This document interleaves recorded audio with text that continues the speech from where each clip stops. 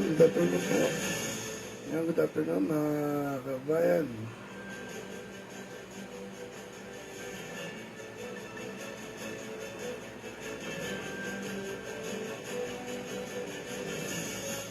Hello, hello, hello. Good afternoon. Late po tayo ngayon, no?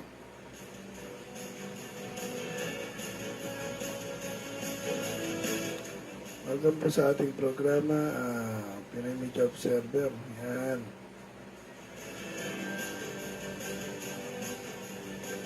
Ay po ngayon nagla-live broadcasting. Mula Luzon, Visayas, Mindanao. Yan. Ano po tayo, no? Ready tayo dyan. Kasi nga,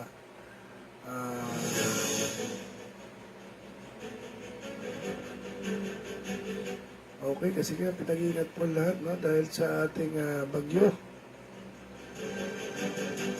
Sobrang lakas po ng ulan ni Bagyong Kusing. Si Bagyong Kusing walang habas eh.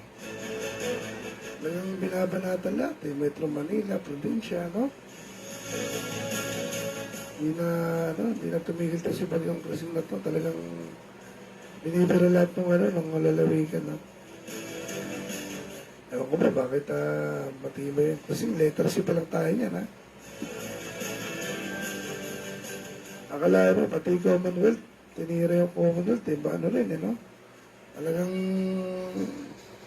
inabot din yung Commonwealth eh, di ba? Nabahal yung Commonwealth eh. Ito para sa ating balisaw-saw, no, nag-uulat. Then sa bandang Commonwealth, no, si balisaw-saw na ating kasama, pare, pakita mo nga yan.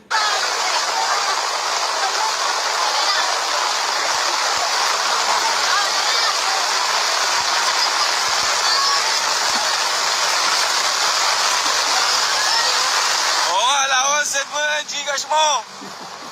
Send ko yung Gcash ko, ha? Ano, napakatindi, no? Talagang pati Commonwealth party nyo, sa Quezon City, inabot, no? Hindi talaga yung Commonwealth lang, mga tropa, malapit sa Datamex, Pearl Drive. For sure, na rin, baha na rin yung Pearl Drive. Pero pag lagpas dito, wala na, doon pa yan. Kaya yan, pero nakakatakot yan.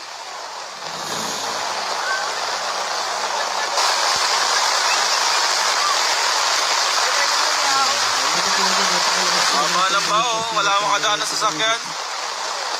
Highway yan, hindi resort.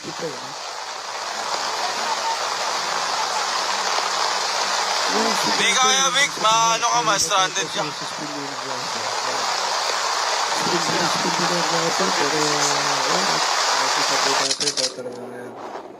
Kaya sa News 5 yan, yung kaibigan natin na yan, no? Sa Bagyong Kusing, no? Talagang, hindi talaga sa Bagyong Kusing. Thank you po, kahit si video sa News 5 everywhere, yan, pinasok natin. Okay, dito naman tayo, no? Ano kayo nangyari sa impeachment ni Vice President Sara Duterte, no? Hindi niya na-obserbahan po natin na na-adjust na naman ng August, no? Ito yung ating video. So, tingin ko na-adjust na naman ng August yan, eh. Pakiulat mo nga yan, ano? Marikit. Si Marikit ang ating in-charge para dyan. Marikit, pasok nga. Representative Tia Alonto Adjong na nirerespeto niya yung timeline ng Senado kaugnay ng impeachment trial ni Vice President Sara Duterte. Ito ay matapos ipahayag ni Senator Joel Villanueva na posibleng sa August 4 na magreconvene ang Senate Impeachment Court. Ayon sa Senador, inaasam. Ibig sabihin, August 4 na ulit yung impeachment. No, kasi nga umulan eh. No? Iba rin talaga yun. Na-adjust na naman. Kaya kampi-kampi ang mga sindar yan, kasuhan yan eh. Kasi nga, labag sa Constitution yan, di ba? Dapat may trial o Mag-resign ka na eh. Ganun na mangyari dyan eh. Sige, tuloy mo. Maghihintay ng 1 linggo matapos magbukas ang sesyon ng 20th Congress sa July 28 para i-organize ang Senado, gayon din ang House of Representatives. Pero giit ni Congressman Adjong, mahigit 5 buwan na silang naghihintay sa Senate Impeachment Court at dagdag pa nito, nasa kapangyarihan talaga ng Senado yung paglalatag ng schedule ng impeachment trial. Handa rin niya ang Kamara na sundin ang order ng Senate Impeachment Court.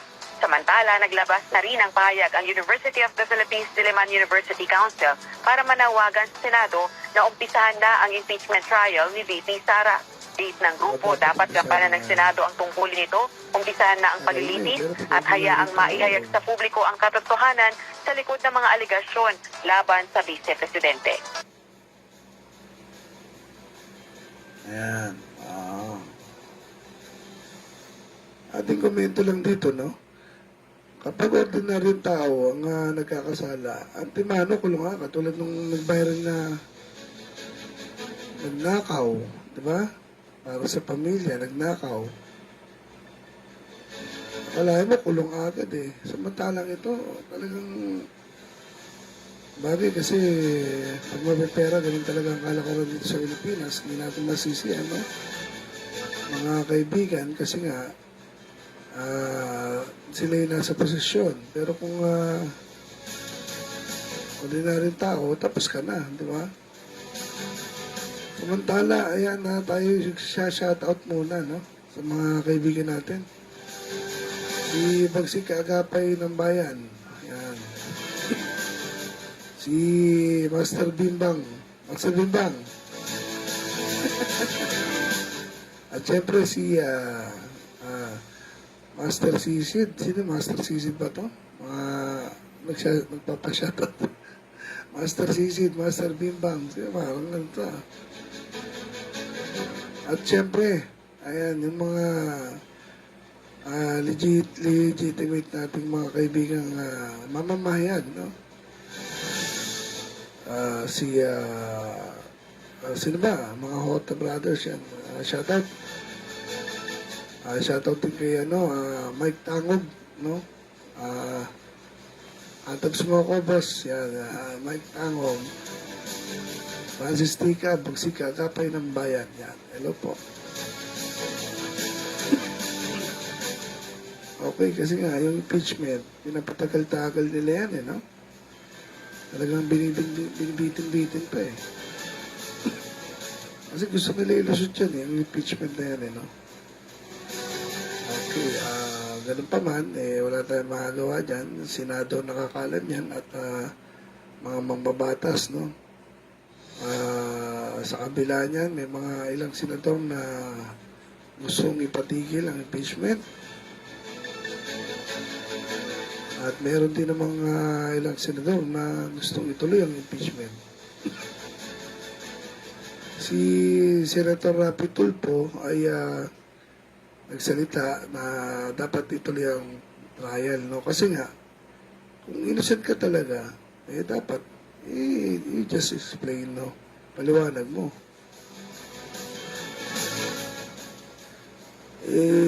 Prove that you're innocent, no? Sa mga accusations sa'yo, di ba? Tama. Yan talaga no? Hindi maiwasan yan. Magdududa ang taong bayan sa'yo, di ba?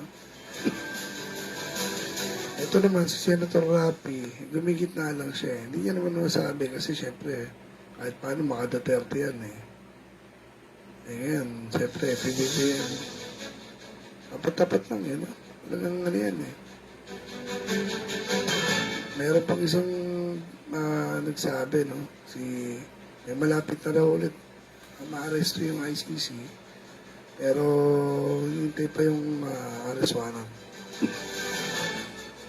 Okay, ito naman yung sa issue ng mga nawawalang sabongero, no? Ito talaga. Wala tayong magagawa ito. Excuse me po. Yung nawawalang sabongero na yan, ito yung mga mandaraya sa sabungan, no? Yung mga nagtsotsope, pinipila yung manok, binabalik na dyan tari, walang talim. Minsan naman, yung binabali yung pakpak ng manok. Diba?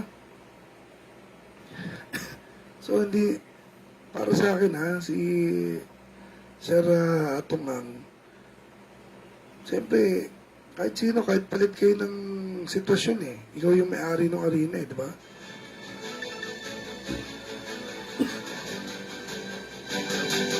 Ito, katotohanan lang to. Kasi nga, kung ikaw yung may-ari ng arena, ikaw ang negosyante, may nambabalasubas, at merong siraulong ano to, tawag dyan, nandaraya sa iyong palaro. Hindi magandang tingnan para sa ibang tao o para sa ibang mga sabongero na ang laki ng pusta dyan eh. Diba? Milyon, daan libo, yung mga pustahan dyan. So, itong mga nagcho-shopping to, siyempre mga Pilipino, mahilig sa mga nakakaawa eh. Ito, kakaawa naman, namatay. Ang tanong, bakit kaya siya namatay? Di ba? Hindi ka naman papatay na walang dahilan. Di ba? Siyempre, kaya tarantado mo yung ano eh, yung hanap buhay ng tao, binabalasubas mo, dinadaya mo, sinuchopping mo. Diba? O ayaw mong magkaroon ka ng problema, manahimik ka sa bahay. O di mo kaya lumaban ng patas, eh huwag kang maglaro, di ba? Naawi tuloy sa ganyan. Ngayon, siyempre, yung tao pa ngayon ang guilty kasi nga namatay eh. Siyempre, sa dami ng galit yan. Hindi naman natin alam kung sino tumira talaga yan. Hindi naman sa kamay ni Mr. Atong naman yan, diba? Yung mga tumira kasi nga sa galit. Tapos, by the way, ano nga ba ang latest issue dyan, no? Sa bungero na yan. Sige, pakinggan nga natin. Sir.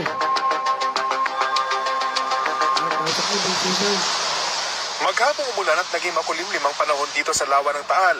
Ang kaulapan dito tila hinihila ng bagyong Krising patungo sa silangang direksyon ng Lawa. Ayan nahirapan silang ano ngayon, no? Kasi sa bagyong Krising. Siyempre, pagka umuulan, yung Lawa nagpo-protect yan. So, nahirapan yung mga rescuer ngayon dyan. So, sige, tuloy mo. Malisaw-saw. Kaya pinatigil muna ang operasyon para sa paghahanap ng mga missing sa bungero sa Taal Lake. Hold lang yun kasi yun nga, the weather does not permit us to carry out a good search. So, kaya sinasabi ko 6 months kasi marami talaga tayong bubunuin na conditions para maging complete yung ating search. Kaya pasado 2:00 na ng hapon nang makapagpatuloy na paghahanap ang mga tauhan ng Philippine Coast Guard. Pero dahil sa makulimlim na panahon at tuloy-tuloy na ulan, lalo na lumabo ang tubig. Maging sa pier ng staging area, makikita sa videong ito kung gaano kalabo ang tubig. 1 metro lang ang lalim ng tubig, pero limitado na ang visibility.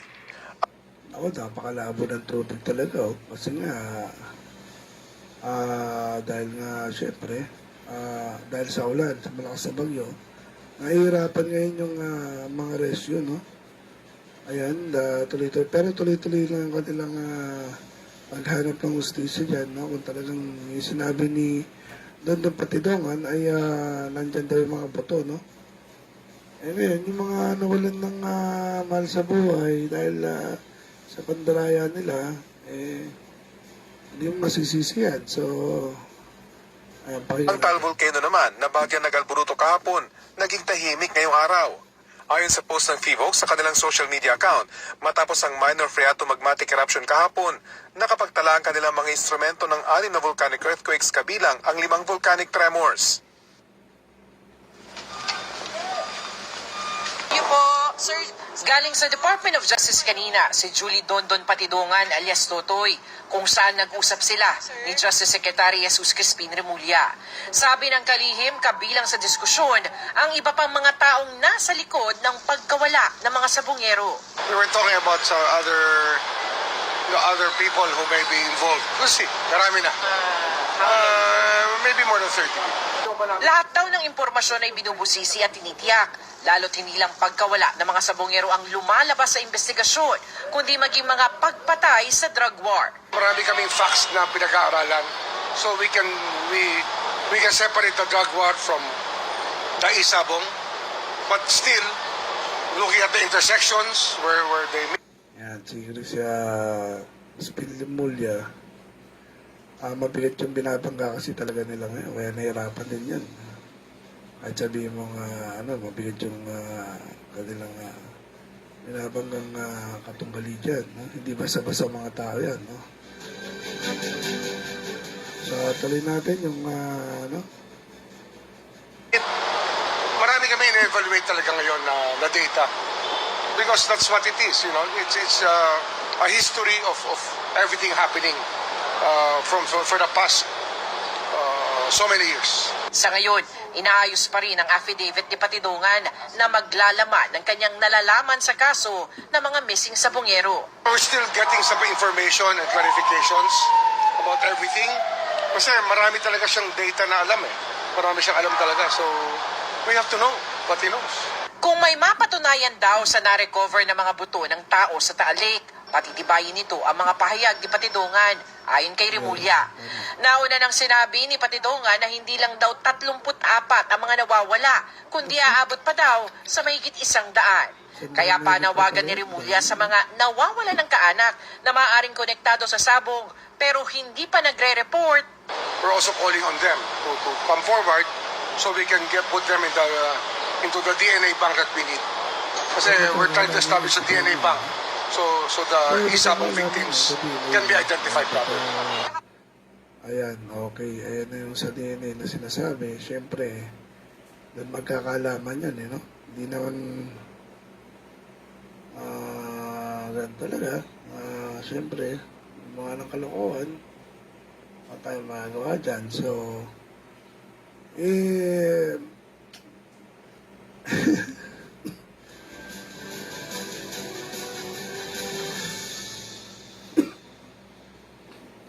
ang ating opinion dyan sa mga missing sa bungero na yan, no? Hindi ka magiging missing kung hindi ka hindi ka sira ulo, no? Kaya ka naging missing kasi nga niloloko mo yung niloloko mo yung dendaraya ka diba? Naraya mo yung gumagawa ka ng kataladuan. So, yan ang mangyayari sa'yo. Kahit saan yung sabungan na yan, ganyan yan. Hindi lang yan sigurado. Kaya kahit saan aspeto ng palaro, kung ikaw ay mandaraya, talagang mamimising. Bakit kayo lang ang na-missing? Ay, yung iba naman na naglalaro dun, hindi na-missing, di ba? Kasi nga, kayo yung nandadaya ng chochope. Pipilayan yung manok, pabalian ng pakpak. Yung tari, pupurulan. Pwede ganun, diba? Tapos yung manok sisilawin. Maraming mga dyan para mapuyat. Para mapuyat, no? Mapuyat yung manok, no?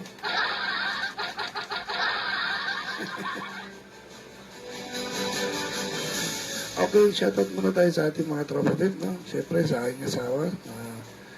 Lagi lang po kayong please subscribe my channel. Pinoy Media Observer sa aking Facebook, sa aking YouTube. Lagi po kayong updated sa mga nilalabas ko na video. Ito po sponsored ng thank you po sa aking sponsor, no? Palakpakan mo na sa aking sponsor. Sponsor po ako, in-sponsoran po tayo ng isang kagawad na ayaw magpasabi ng pangalan. Thank you very much po, kagawad.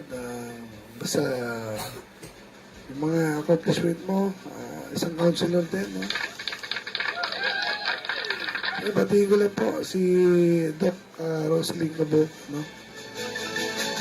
Ang San Jose del Monte, Bulacan, si Consi, yan. Consi, idol natin yan.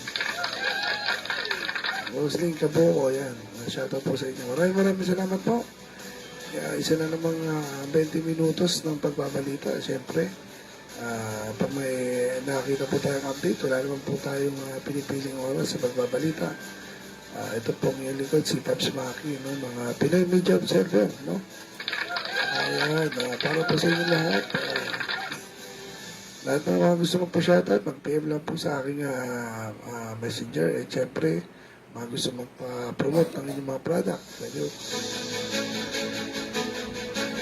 Thank you very much po sa inyo lahat and God bless for all of you.